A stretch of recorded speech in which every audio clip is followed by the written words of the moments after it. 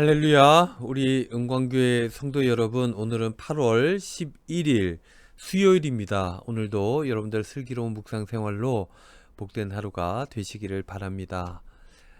슬기로운 묵상 생활 192번째 말씀 묵상 시작하겠습니다.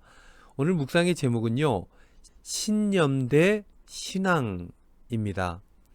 찬송가는 312장 너 하나님께 이끌리어. 함께 나눌 성경 말씀은 로마서 15장 22절로 24절 말씀입니다. 개역 개정입니다. 그러므로 또한 내가 너희에게 가려 하던 것이 여러 번 막혔더니 이제는 이 지방에 일할 곳이 없고 또 여러 해 전부터 언제든지 서반하러 갈 때 너희에게 가기를 바라고 있었으니 이는 지나가는 길에 너희를 보고 먼저 너희와 사귐으로 얼마간 기쁨을 가진 후에 너희가 그리로 보내주기를 바람이라. 아멘. 묵상입니다. 많은 사람들이 기독교 신앙과 또 기도를 오해하는 경우가 많죠. 신앙인들 중에서도 오해하는 사람이 적지 않을 것입니다. 오해란 이런 것이죠. 기도하는 사람에게는 어려움도 없어야 되고 계획하는 일도 모두 순조롭게 잘 풀려야 한다라는 것입니다. 그러나 이것은 말 그대로 오해입니다. 신앙생활을 해보신 분들은 누구나 알 수 있을 것입니다. 모든 것이 늘 순조롭지 않다는 것 말입니다. 오늘 본문에서 우리는 사도 바울이 몇 번이나 바라던 것을 이루지 못했다는 것을 알 수 있게 되죠. 22절 말씀입니다. 그러므로 또한 내가 너희에게 가려 하던 것이 여러 번 막혔더니, 이것이 오늘 요절 말씀입니다. 여기에 이런 말씀이 있죠. 여러 번 막혔더니. 로마로 가려고 하던 계획은 바울의 선한 의지였습니다. 그런데 바울은 말합니다. 그 계획이 막혔다라고 말입니다.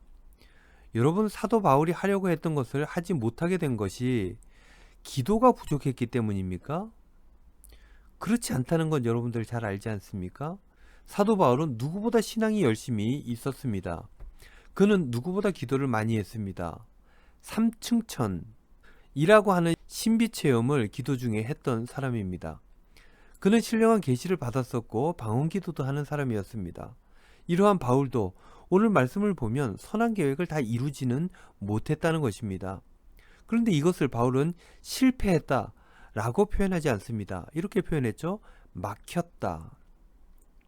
수동태입니다. 자신이 실패한 것이 아니라 누군가에 의해서 막힌 것이었습니다. 그 누군가가 누구입니까? 그렇습니다. 하나님께 막힌 것입니다. 그렇다면 하나님께서 바울의 계획을 막으셨다는 것은 하나님께서 바울을 미워하거나 하나님의 일꾼으로 생각하지 않는다는 것입니까?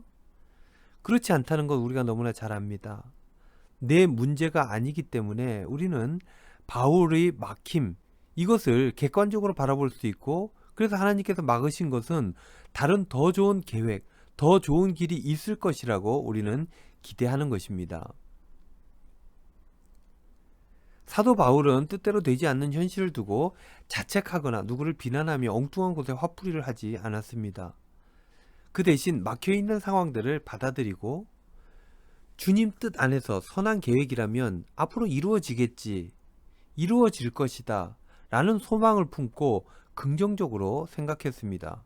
그리고 또 하나님의 때가 이를 때까지 함께 기도하고 또한 저들을 축복하였습니다. 이게 바울의 신앙이었던 것입니다. 이제 우리들의 삶을 돌아보기를 원합니다.